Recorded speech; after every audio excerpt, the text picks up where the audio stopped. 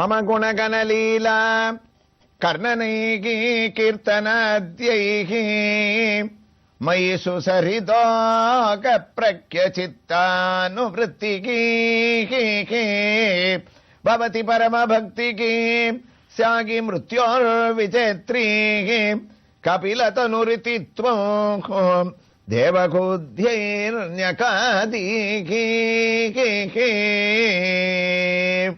நாராயணியத்துல கபில வாசுதேவனுடைய சம்வாதத்துல தேவகூதிக்கு ஒரு மனிதனானவன் நாம சங்கீர்த்தனத்துல ஈடுபட்டு என்னையே தியானம் பண்ணால் அவன் சாகி மிருத்யோர் விஜயத்ரி, மிருத்யுவை கூட ஜெயிக்கக்கூடிய பரம பலனை அடையறான்.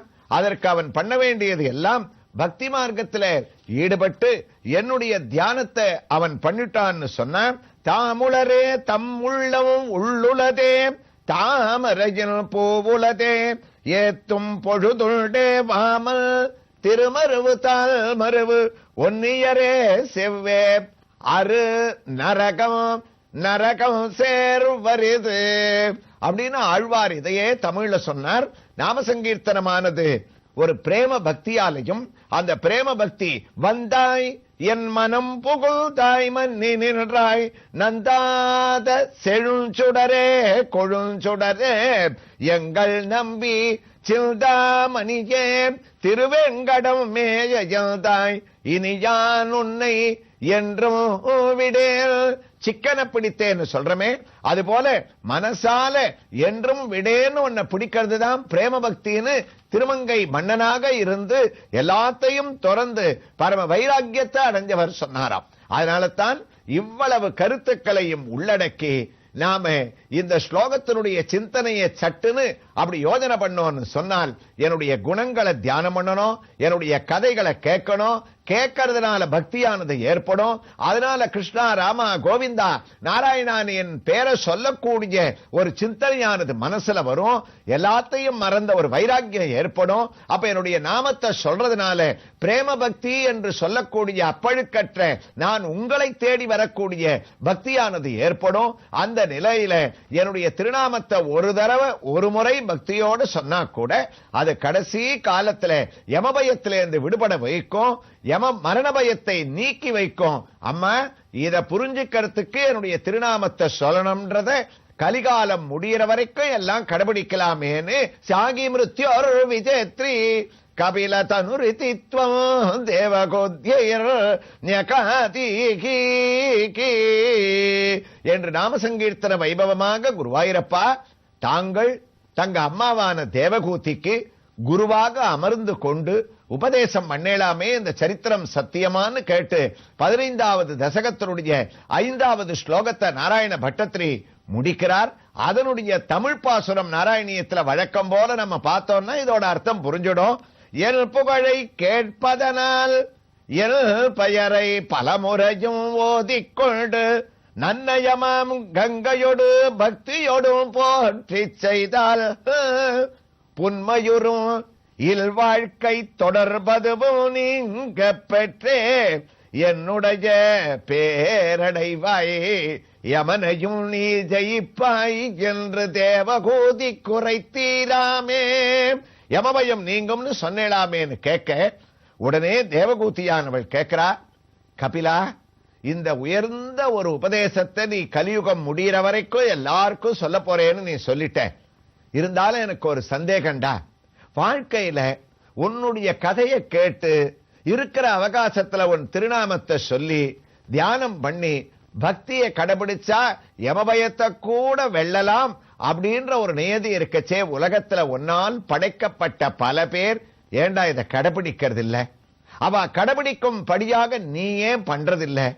அநேகமாக பல பேர் பலவிதமான பாவத் தொழிலை பண்ணிண்டு உன்னுடைய தியானம் இல்லாம கஷ்டப்படுறாளே, அதுக்கு காரணம் என்னன்னு தேவகூதி கேட்க 15வது தசகத்தினுடைய 6வது ஸ்லோகத்தை அதற்கு பதிலாக கபில வாசுதேவன் உலகத்துல ஒவ்வொரு மனுஷனும் எவ்வாறு கஷ்டப்படுறான், குடும்பம்ன்ற மாய சூழல்ல எப்படி சிக்கி தவிக்கிறான், அதனால அவன் பண்ண வேண்டிய பாபங்கள் எவ்வளவு அதிகரிக்கிறதுன்னு அழகா 3 வரிகள். ஏன்னா 4வது வரி தான் எல்லாத்துலயும் ஒரே வரிகள்னு சொல்லிட்டோம். எல்லா ஸ்லோகத்திலையும் கபிலதனுரிதித்வம் தேவகோத்யகாதீன்னு அதுக்குள்ளேயே வாழ்க்கையினுடைய தத்துவங்களை மறுபடியும் உபதேசம் பண்ண ஆரம்பிக்கிறாரா. அவர் ஆரம்பிக்கட்டும். அதுக்குள்ள நாம் இப்போது தரிசித்துக் கொண்டிருக்கக்கூடிய திருக்கோயிலின் திவ்ய தரிசனம் அஷ்டபுஜ பால மதன வேணுகோபால சுவாமி திருக்கோயில். ஆம், தமிழ்நாட்டில் சேலம் மாவட்டத்தில் சேலத்திலிருந்து 36 கிலோமீட்டர் வாழைப்பாடி, அந்த வாழைப்பாடியிலிருந்து வாழைப்பாடி தாலுகாவில் சுமார் 6 கிலோமீட்டர் தூரத்தில் அமைந்திருக்கக்கூடிய இந்த திருக்கோயிலில் இதோ நாம் தாயாருடைய திவ்ய தரிசனத்திற்காக தாயார் சன்னதிற்கு அருகிலே வந்துவிட்டோம். ஆம், தாயார் இங்கு தனிச்சன்னதியாக கோயில் கொண்டிருக்கின்றாள். திருநாமம் மரகதவல்லி தாயார். இதோ அந்த விமானத்தையும் நாம் தரிசிக்கின்றோம். விமானத்திலே சதுர்புஜங்களோடு மகாலட்சுமி நமக்கு காட்சியை அளிக்கின்றார். அபய வரத கஸ்தங்களும் மற்ற 2 திருக்கரங்கள் சங்கு சக்கரத்தை தான் தாங்கிக் கொண்டிருக்க இங்கு விஷ்ணு துர்க்கையாகவும் பரிமளிக்க அந்த தரிசனத்தோடு இதோ ஆண்டாள் நாச்சியாருடைய நின்ற திருக்கோலத்தின் தரிசனத்தையும் சுதை வடிவத்திலே அடைந்து மூலஸ்தானத்திலே நுழைந்து விட்டோம். மூலமூர்த்தியானவர் மரகதவல்லி தாயார் பத்மாசனத்திலே அமர்ந்த திருக்கோலத்திலே 4 திருக்கரங்களுடன் நமக்கு காட்சியை அளிக்கின்றார். 3வது கையானது வாருங்கள் என்று நமக்கு அபயத்தை அளிக்க, 4வது கையானது வரத்தை அளிக்கக்கூடிய வரத கஸ்தமாக நமக்கு அனுகிரகத்தை வாரி வழங்கக்கூடிய திவ்ய தரிசனம். உயர்ந்த கிரீடத்தையும் தரிசித்துக் கொண்டிருக்கின்றாள். கருணையான திருமுகம், திறந்த கண்கள், நெற்றியிலே இயற்கையாகவே விக்கிரகத்தில் பளிச்சென்று பளிந்திருக்கக்கூடிய அழகான ரேகைகள், தனி சன்னதியாக நமக்கு தாயாருடைய அனுகிரகத்தோடு கோயிலை வலம் வர ஆரம்பிக்கின்றோம். இங்கு விமானத்துடன் விநாயகர், அதாவது தும்பிக்கை ஆழ்வாரும் நமக்கு தனி சன்னதியாக காட்சியளிக்கின்றார். அதற்கு அடுத்தாற்போல் பூங்கோவில் நாச்சியார் என்ற விசேஷமான ஒரு நாச்சியாருடைய திவ்ய தரிசனத்தை அடைகின்றோம். இந்த சன்னதி இந்த திருக்கோயிலிலே விசேஷமாக அமையப்பெற்றிருக்கின்றது. தனி சன்னதியாக அமையப்பட்டிருக்கின்றது. திருக்கோவலூர் கஷேத்திரத்திலே கற்புடைய மடக்கண்ணி காவல் பூண்ட என்ற பூங்கோவில் நாச்சியாருடைய பிரதிபலிப்பாக இது இருக்குமோ என்று நமக்கு இந்த தரிசனத்தை அடையும் போது திருக்கோவிலூர் ஞாபகமானது வருகின்றது. இதோ திவ்ய தரிசனம். அமர்ந்த திருக்கோலத்திலே பூங்கோவில் நாச்சியார், இவளும் 4 திருக்கரங்களுடன் சங்கு சக்கரம் அபயம், அதே போன்று மற்றொரு கையானது வரதகஸ்தமாகவும் இல்லை, கடிகஸ்தமாகவும் இல்லை, கையை தொங்க போட்டுக் கொண்டும் இருக்கவில்லை. அழகான குங்கும கிண்ணத்தை தான் 4வது திருக்கையிலே தாங்கிக் கொண்டிருக்கக்கூடிய உத்தமமான ஒரு திவ்ய தரிசனத்தை நாம் அடைகின்றோம். அதனால் இவளுடைய திவ்ய தரிசனமானது தீர்க்க சுமங்கலி பிராப்தத்தை அளிக்கும் என்று இங்கு இருப்பவர்கள் கூறுகின்றார்கள். ஆதிசேஷன் குடைபிடிக்க அபூர்வமான ஒரு திருக்கோலம், இங்கும் கிரீடம், அழகான திருமுக மண்டலம். வெளியே சன்னதிக்கு அழகாக 2 பேர், ஒருவர் ராகுவாகவும் மற்றொருவர் கேதுவாகவும் இந்த வைணவ திருத்தலத்திலே இந்த பூங்கோவில் நாச்சியாரை தரிசிப்பவர்களுக்கு ராகு கேது தோஷங்களால் ஏற்படக்கூடிய பாவங்களை போக்குபவராக அமைந்திருக்கக்கூடிய இந்த தரிசனத்தோடு நாராயணியத்திற்கு திரும்பிவிட்டோம். 15வது தசகத்தினுடைய உயர்ந்த 6வது ஸ்லோகத்தை பட்டத்திரையும் தொடங்கிவிட்டார். கபில வாசுதேவனுடைய உபதேசத்தின் அடுத்த பரிணாமமாக குருவாயூரப்பா அககபகுலகிம்சாம் சஞ்சிதார்த்தைர் குடும்பம் பிரதிதினமனுபுஷ்ண ஸ்ரீஜிதோ பாலலாலி விசதிகி கிருகசக்தோம் யாதனோ மய்ய பக்தகாக கபிலதனுரிதித்வம் தேவகூத்யகாதீகி. அம்மா, இவ்வளவு உபதேசம் இருந்து கூட மனிதன் தான் இதெல்லாம் கடைபிடிச்சுண்டு முன்னேற முடியலையே, அவர்களுக்கு ஏன் இதெல்லாம் தோன்றும்படியாக நீ செய்யக்கூடாது? எல்லாரையும் ஒரே புண்ணியசாலியா ஆக்கக்கூடாதா? பல பேர் இந்த மார்க்கத்தை கடைபிடிக்க முடியாம சில பேர் திணறா. உன்னை தியானம் பண்ணணும்னாலும் குடும்ப பாரத்தினால பலவிதமான சிந்தனைகள் அவர்களுக்கு தாங்க வேண்டி இருக்கு. ஏன் இந்த பாரபட்சம்னு நீங்க கேட்டாலே, ஒன்னே ஒன்னு சொல்லட்டுமா? அந்த மனிதன் ஒரு பிறவியிலேயே தன்னுடைய வாழ்க்கையை முடிச்சுக்கிறது இல்லமா. அகக பகுலகிம்சாம் ஸ்லோகம் ஆரம்பிக்கச்சேயே எப்படி ஆரம்பிச்சதுன்னா அககன்னு ஆரம்பிச்சதான். அககன்ற சம்ஸ்கிருத வார்த்தைக்கு என்ன அர்த்தம்னா கஷ்டம் கஷ்டம்னு அர்த்தம்.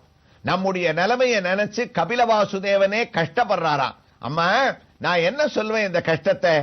அவர்கள் பிறந்து இந்த குடும்ப சூழல்ல சிக்கின்றாள்ல, வயத்து பசியினால உதர நிமித்தம் பகுகிருத்த வேஷம் அப்படின்னு கார்த்தாலேந்து ராத்திரி வரைக்கும் அவர்களுக்கு இந்த சம்சார சூழலே விளைவெனப்படுகின்றது. மென்மல அடலவிருந்து சனைத்து அரும்பிமல் மழலை மாதர் மருங்கிற் பைங்குழவி மீது கொழுந்து விட்டு பொங்குமல்.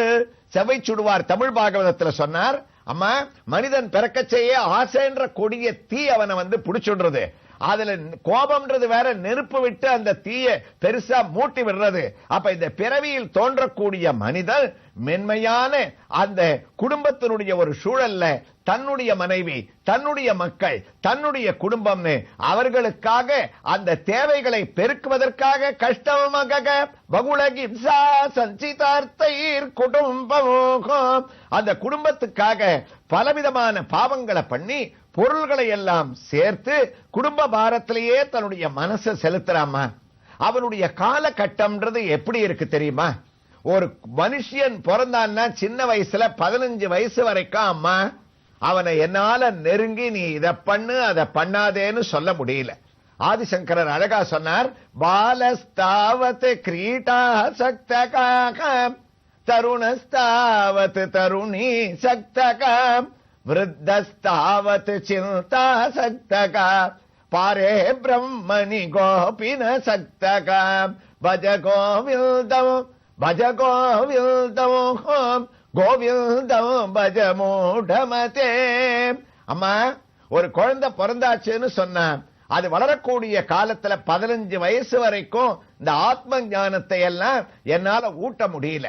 காரணம் பாலஸ்தாவத் கிரீடா சக்தகாம், விளையாட்டிலேயே பொழுது போயிடுறது. எதை பண்ணணும் எதை பண்ணக்கூடாதுன்ற சிந்தனை இல்ல. அதனால அப்ப அந்த வைராக்கியமானது குழந்தை பருவத்துல வர்றதில்லை.